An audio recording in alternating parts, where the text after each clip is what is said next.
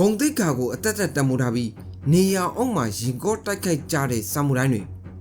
ရှင်တန်ရင်းနဲ့တောင်ဝင်အောင်မြင်ဖို့အတွက်အရေးထဲမှာလှုပ်ဝက်စွာလှုပ်ရှားကြတဲ့စစ်တီတော်နင်းကြတွေဒီလုံးဝဆန့်ကျင်ဘက်ဖြစ်နေတဲ့အင်အားစုနှစ်ခုထိတ်တက်ရင်ဆိုင်တွေးကြတဲ့အခါသမိုင်းမှာဘာတွေဖြစ်လာခဲ့တယ်လ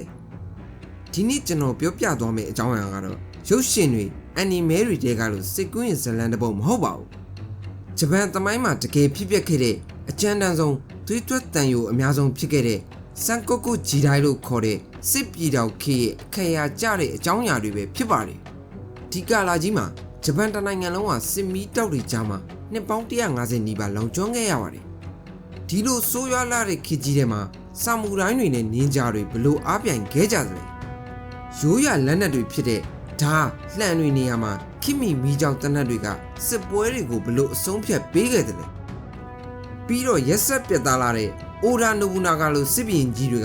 ကဒီဥပဒေမဲ့ခေကြီးကိုအဆုံးသတ်ဖို့ဘလို့စူးစမ်းခဲ့ကြတယ်လဲဆိုတာကိုအတူတူလေ့လာကြည့်လိုက်အောင်ဗျဥပဒေမဲ့သွေးချောင်းစီးခင်းတဲ့ဆာမူတိုင်းတို့ရဲ့မာန1468ခုနှစ်ဂျပန်နိုင်ငံရဲ့အဓိကမြို့ကြီးဖြစ်တဲ့ကျိုတိုမြို့တော်ကြီးဟာအိုနင်စစ်ပွဲလို့ခေါ်တဲ့ပြည်တွင်းစစ်ကြောင့်မီးဟုံးဟုံးတောက်လောင်နေခဲ့ပါတယ်နှစ်ပေါင်းများစွာတိုင်းပြည်ကိုအုပ်ချုပ်ခဲ့တဲ့အရှိကာကရှိုကန်အစိုးရရဲ့အာဏာစက်ဟာဒီစစ်ပွဲနဲ့အတူလုံးဝပြိုကျပျက်စီးသွားခဲ့ရပါတယ်နိုင်ငံရေးမတည်ငြိမ်မှုတွေကြောင့်ဒေသခံစစ်ဘီရင်တွေဟာနိုင်ငံကိုလွှမ်းမိုးချုပ်ကိုင်နိုင်မှုအချင်းချင်းအသေးအကျေတိုက်ခိုက်လာကြပါတော့တယ်ဒီကာလကိုစန်ကိုကူဂျီတိုင်းစစ်ပြည်တော်ခေလို့ခေါ်ကြပြီးဒီခေကြီးရဲ့အဆိုးဝါးဆုံးနဲ့အကြမ်းတမ်းဆုံးစီးမြင်တစ်ခုကတော့ဂက်ကော့ကူဂျိုလို့ခေါ်တဲ့အောက်ကလူကအထက်လူကိုအင်အားနဲ့ပြုတ်ချခြင်းဆိုတဲ့စနစ်ပါပဲအဲ့ဒီခေတ်မှာတော့တစ္ဆာစောင့်တည်မှုဆိုတာစာအုပ်တွေထဲမှာပဲရှိပါတော့တယ်မနေ့ကမှကိုယ့်ကိုခါစားနေတဲ့တမှုကဒီနေ့ကိုယ့်ကိုပြန်လှုပ်ကြံပြီးအာနာသိမ့်နိုင်တဲ့ခေတ်သားကအဖေကိုတက်ညီကိုအချင်းချင်းသွေးမြေကြတိုက်ခိုက်ကြတဲ့ရက်ဆက်လာတဲ့ခေတ်ကြီးဖြစ်ပါတယ်မီယိုးဖလာအထက်တန်းလွာဖြစ်ဖို့မလိုတော့ပဲစွမ်းရည်ရှိရင်ရှိသလိုရက်ဆက်နိုင်ရင်ရက်ဆက်နိုင်သလိုနေမီတွေကိုသိမ့်ပိုက်နိုင်ကြပါတယ်ဒီလိုသွေးချောင်းစီးနေတဲ့စစ်မြေပြင်တွေရဲ့အရှင်သခင်တွေကတော့ဆာမူတိုင်းတွေပဲဖြစ်ပါတယ်နောက်ပိုင်းငိမ့်ညံ့တဲ့အေဒိုခေရောက်မှသာဘူရှီရိုဆိုတဲ့စစ်တီတော်ကျင့်ဝတ်တွေကိုစာအုပ်စာတမ်းတွေနဲ့လှလှပပရေးသားခဲ့ကြပေမဲ့တကယ်တမ်းစစ်ပြည်တော်ခေတ်ကဆာမူတိုင်းတွေဟာဂုံတိတ်ခါတဲ့ရှင်တန်ရေးနဲ့အောင်နိုင်ရေးကိုပို့ပြီးအလေးထားတဲ့လက်တွေ့သမားတွေပဲဖြစ်ကြပါတယ်ဒါပေမဲ့သူတို့မှလည်းချိုးဖောက်လို့မရတဲ့စစ်တီတော်မာနတစ်ခုတော့ရှိပါတယ်အဲ့ဒါကတော့ရန်သူလက်အောက်မှာအရှုံးပေးအဖမ်းခံမဲ့အစားစက်ပူခုလို့ခေါ်တဲ့ဝမ်ဘိုက်ခွဲပြီးဂုံတိတ်ကရှိတည်ဆုံးဖို့ကိုသာရွေးချယ်လေးရှိကြတာပါဒီခေတ်ရဲ့စစ်ရေးဗျူဟာတွေကလည်းအရင်ခေတ်နဲ့မတူပဲအကြီးအကျယ်ကိုပြောင်းလဲလာပါတယ်အရင်တုန်းကဆာမူတိုင်းတယောက်ချင်းစီမြင်းစီးပြီးလေးပစ်ဓာတ်ခုတ်တဲ့အထက်တန်းလာစစ်ပွဲခေတ်ကနေအရှိကာရုလို့ခေါ်တဲ့တာမန်လေသမားခြေလင်တပ်သားတွေကိုအလုံးရင်းနဲ့ဖွဲ့စည်းအသုံးပြုတဲ့ခေတ်ကိုရောက်လာခဲ့ပါတယ်စစ်မြေပြင်မှာဆိုရင်ဆာမူတိုင်းတွေဟာကဘာကျော်ကာရနာဓာတ်တွေကိုခါမှခြေဆွဲထားကြပေမဲ့တကယ်တမ်းအစုလိုက်ပြုံလိုက်တိုက်ပွဲတွေမှာအဓိကသုံးတာကတော့ယာရီလို့ခေါ်တဲ့လန့်အရှိကြီးတွေပါပဲအိုရာနိုဘူနာဂါရဲ့တပ်တွေဆိုရင်ပီ20ကနေ21ပေအထိရှည်လျားတဲ့လန်တန်ကြီးတွေကိုအသုံးပြုပြီးရန်သူမြင်းတပ်တွေကိုအဝေးကနေအုပ်စုလိုက်ထိုးစစ်ဆင်နိုင်ဖို့အထူးလေ့ကျင့်ထားကြပါတယ်တောက်ပလာတဲ့တန်ကြက်ကတွေကြီးမားလာတဲ့လှန်ရှည်တပ်မကြီးတွေတခဲရရှင်ကန်းလို့စစ်ဘီရင်တွေအသုံးပြုတဲ့အရှိန်အုံပြင်းလာတဲ့မြင်းတပ်ကြီးတွေနဲ့ဆာမူတိုင်းတွေကဂျပန်ပြည်ရဲ့နှီးကင်းဘက်စစ်မြေပြင်တွေကိုတော့အပြည့်အဝကြီးစိုးခဲ့ကြပါတယ်ဒါပေမဲ့နေဝင်လို့အမောင်ကျလာတဲ့အခါမှာတော့ဂျပန်ပြည်ရဲ့ကံကြမ္မာဆာမူတိုင်းတွေရဲ့လက်ထဲမှာမရှိတော့ပါဘူးအရေးထဲမှာလှုပ်ရှားတဲ့နောက်ထပ်စစ်တီတော်တစုကစစ်ပွဲရဲ့ကံကြမ္မာကိုပြောင်းလဲဖို့အသင်းစောင့်နေခဲ့ကြပါတယ်နင်ဂျာတို့ရဲ့လမ်းစဉ်ဆာမူတိုင်းတွေကနေအောင်အောင်မှာမျက်နှာချင်းဆိုင်စစ်တိုက်နေချိန်လက်ကွယ်ညတွေမှာအသက်ဝင်လာသူတွေကတော့ကျွန်တော်တို့ယနေ့ခေတ်မှာနင်ဂျာတွေလို့သိထားကြတဲ့လှုပ်ဝက်စစ်တီတော်တွေပဲဖြစ်ပါတယ်ဒီလှုပ်ဝက်စစ်တီတော်တွေရဲ့အဓိကမွေးရမြေကတော့ကျိုတိုမြို့နယ်မနီမဝေးကတောင်တန်းတွေထူထပ်ပြီးတွာလာရခက်ခဲ့တဲ့အီဂါနဲ့ခိုခါဒေသတွေပဲဖြစ်ပါတယ်ဒီဒေသလူတွေဟာတခြားဂျပန်ပြည်နယ်တွေနဲ့လုံးဝမတူပါဘူးတောင်တန်းတွေကာရန်ထားတဲ့ဒီမြေမျက်နှာသွင်းမြင်ကြောင့်သူတို့ကဘယ်စစ်ဘီရင်ရဲ့အုပ်ချုပ်မှုကိုမှမခံဘဲဒေသခံမိသားစုတွေနဲ့ပူးပေါင်းပြီးကိုယ်ပိုင်အုပ်ချုပ်ခွင့်ရနိုင်ငံငယ်လေးအဖြစ်ထူထောင်ထားကြတာပါသူတို့ရဲ့ဖွဲ့စည်းပုံမှာဆိုရင်ရန်သူလာတာနဲ့ခေါင်းလောင်ထိုးပြီးရွာသားအလုံးလက်နက်ကင်တိုက်ခိုက်ရမယ်စစ်စာဖောက်ရင်မျိုးဆက်တစ်ခုလုံးတက်ပစ်မယ်ဆိုတဲ့ပြင်းထန်တဲ့စီးမင်းတွေကိုတောင်ပြတ်ထန်းထားခဲ့ပါတယ် The Art of Ninjutsu ပညာရဲ့တကယ်လက်တွေ့မှာတော့နင်ဂျာတွေရဲ့ရုပ်ရှင်တွေတဲကလို့မျက်လှည့်ပြပြီးပျောက်ကွယ်သွားနိုင်တဲ့လူတွေမဟုတ်ပါဘူးသူတို့ရဲ့တကယ်အစွမ်းကရှင်သန်ရေးထောက်လှမ်းရေးနဲ့စိတ်ပညာပဲဖြစ်ပါတယ်သူတို့ရဲ့ ninjutsu ပညာရဲ့ဆိုတာစေဝါဗေဒနက္ခရဗေဒယာတိဥတုခမန်းခြင်းနဲ့ပောက်ကွဲစေတဲ့ရမ်းမှုဖြောစခြင်းစတဲ့ပြီးပြည့်စုံတဲ့သိပ္ပံပညာရက်တွေပဲဖြစ်ပါတယ်ရန်သူနေမီတဲကိုဝင်တဲ့အခါမှာလဲသူတို့ကအနက်ရောင်ဝတ်စုံကြီးတွေကိုအမြဲတမ်းဝတ်မနေကြပါဘူး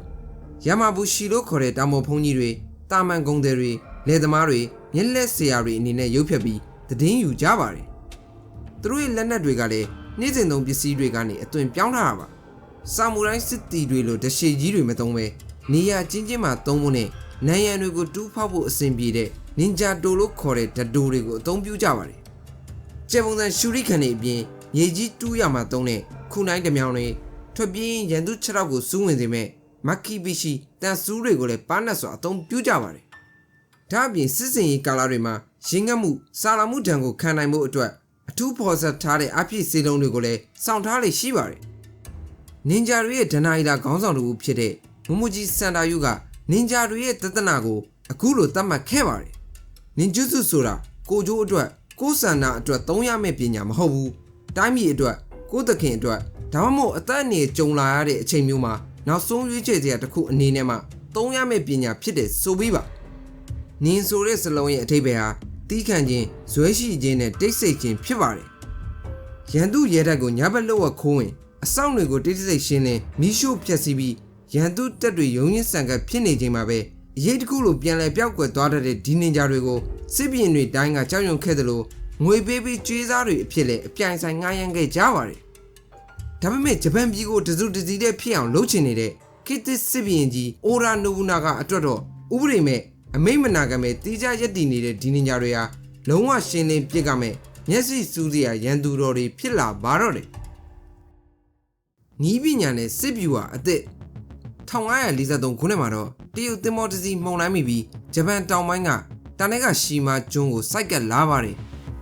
အဲ့ဒီသင်္ဘောပေါ်မှာပါလာတဲ့ပေါ်တူဂီကုန်သည်တွေစီကနေဂျပန်သမိုင်းကိုထာဝရပြောင်းလဲပြမဲ့လက်နက်တစ်ခုစတင်ရောက်ရှိလာခဲ့ပါတယ်အဲ့ဒါတော့မီးကြောက်တနတ်ပါအဲ့ဒီခေတ်ကဆာမူရိုင်းအများစုကတနတ်ကိုသေရဲဘောကြောင်နဲ့လက်နက်လို့သတ်မှတ်ခဲ့ကြပါတယ်ဘာကြောင့်လဲဆိုတော့တသက်လုံးဓာကြီးလန်ကြီးကျင့်လာတဲ့မျိုးရိုးမြင့်ဆာမူရိုင်းတယောက်ကိုမနေ့တနေ့ကမှလေတဲကထွက်လာတဲ့လေသမားတယောက်ကတနတ်တစ်ချက်ပြည့်ုံနဲ့အလွယ်တကူတက်ဖြတ်ပြစ်နိုင်လို့ပါပဲဒါပေမဲ့စတ္တမဘုံကနဆိုးမင်းတို့သူ့ကိုယ်သူတင်စားခဲ့တဲ့အိုရာနိုဘူနာဂါရဲ့အမြင်ကတော့လုံးဝကိုကွဲပြားပါတယ်နိုဘူနာဂါအစင်လာဟောင်းတွေကိုဖတ်တွင်မနေပဲတနတ်တွေကိုအလုံးရင်းဝယ်ယူထုတ်လုပ်စေပြီးသူ့ရဲ့ခြေလင်းတသားတွေကိုစနစ်တကျလေ့ကျင့်ပေးခဲ့ပါတယ်ဥရောပကလာတဲ့ခင်မီနီးပညာတွေကိုလည်းသူကအမြဲကြိုးစုံနေခဲ့သူပါ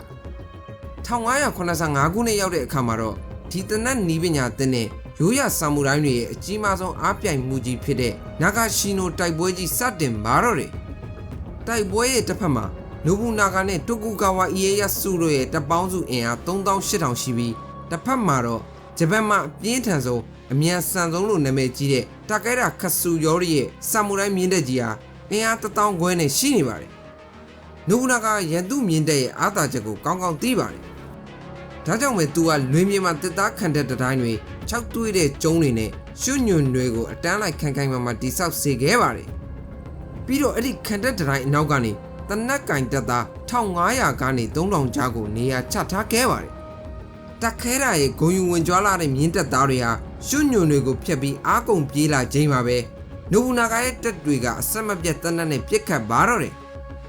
တမိုင်းမှာ3စင်ခွဲပြစ်ခတ်ခြင်းလို့နာမည်ကြီးပေမဲ့ခေတ်သစ်သမိုင်းပညာရှင်တွေကတော့ဒါနောက်ပိုင်းမှာခြေကားရေးသားထားတာဖြစ်ပြီးတကယ်တမ်းကတက်စုတွေကိုခွဲပြီးအဆက်မပြတ်ပြစ်ခတ်တာတတိုင်းတွေကိုအသုံးချပြီးအလှည့်ကျပြစ်ခတ်တာသာဖြစ်တယ်လို့ဆိုကြပါတယ်ဘလို့ပဲဖြစ်ဖြစ်တနက်ကိုအစုလိုက်ပြုံလိုက်ဖြူဟာကြကြသုံးသွားတာကတော့ငြင်းမရတဲ့အမှန်တရားတစ်ခုပါပဲရလကတော့ကြောက်မက်ဖွယ်ကောင်းလာပါတယ်ရှင်းနာရီကြာတိုက်ပွဲအပြီးမှာတော့တက်ခဲတာတက်တာ1000နီးပါးတနက်ကြီးစံတွေအောက်မှာသွေးတန်ရဲရဲနဲ့အတုံးယုံကြဆုံးခဲ့ရပါတယ်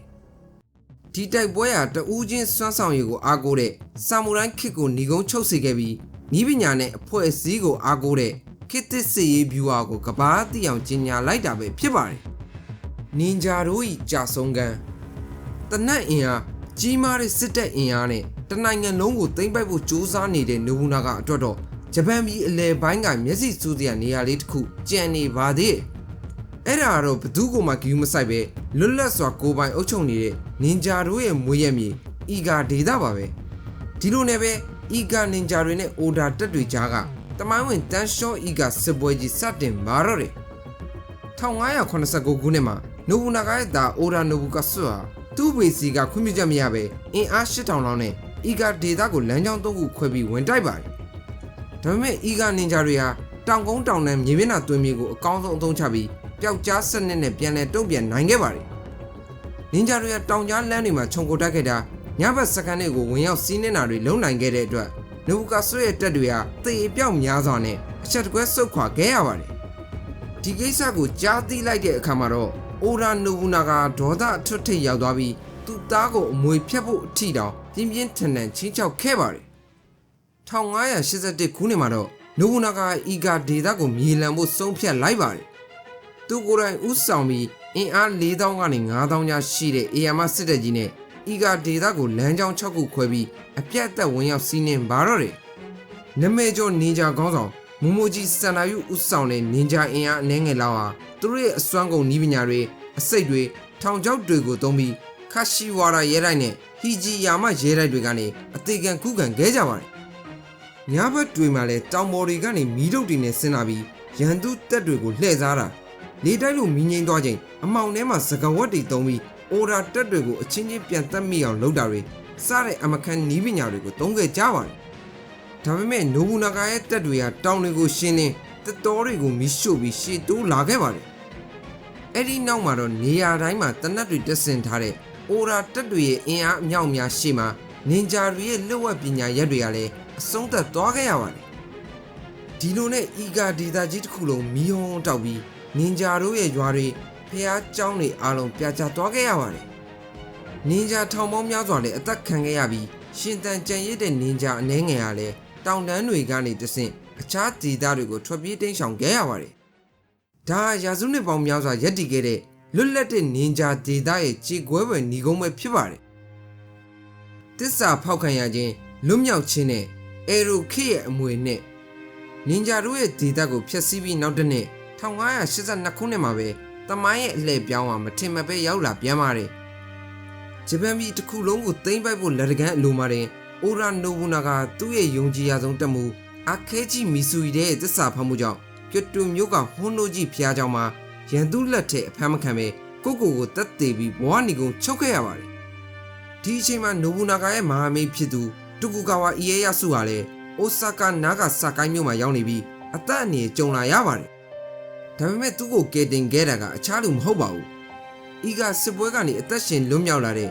နမဲကျော်နင်ဂျာခေါင်းဆောင်ဟတ်တိုရီဟန်ဆိုနဲ့ကြံရစ်တဲ့အီဂါနဲ့ခိုကာနင်ဂျာတွေပဲဖြစ်ပါတယ်။သူတို့ဟာအီယေယာစုကိုတောင်တန်းတွေရန်သူနယ်မြေတွေတဲကနေလွတ်ဝတ်စွာလမ်းပြခေါ်ဆောင်ပြီးသူ့ရဲ့မီခါဝါပြည်နယ်ကိုဘေးကင်းစွာပြန်လည်ပို့ဆောင်ပေးနိုင်ခဲ့ပါတယ်။နှစ်တွေကြာလာတဲ့အခါမှာတော့နိုဘူနာဂါစတင်ခဲ့တဲ့ဂျပန်ပြည်စူစီရဲ့အိမ်မက်ကိုဒုတိယမြောက်ခေါင်းဆောင်တိုယိုတိုမီဟီဒေယောရှိကဆက်လက်အကောင့်ထဲပေါ်ခဲ့ပါတယ်။ဟီဒေယောရှိကွယ်လွန်ပြီးနောက်မှာတော့1600ပြည့်နှစ်သမိုင်းဝင်အေယာမတိုက်ပွဲကြီးဖြစ်တဲ့စက်ကီဂါဟာရာတိုက်ပွဲကြီးမှာတိုကူကာဝါအီယေယာစုကအောင်ပွဲခံပြီးစစ်ပွဲအားလုံးကိုအပြီးတိုင်အဆုံးသတ်နိုင်ခဲ့ပါတယ်။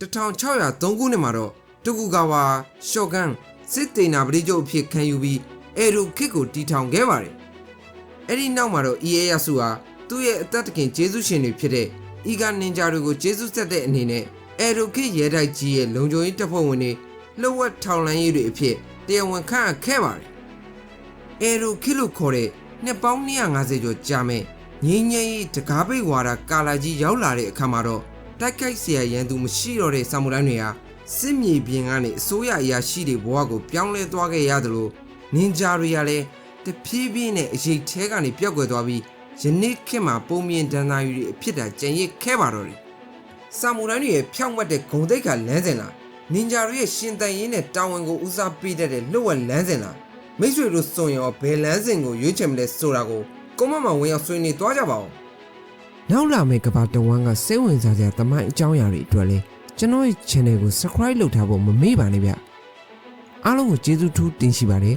ကျွန်တော်ကတော့ Andrew ပါ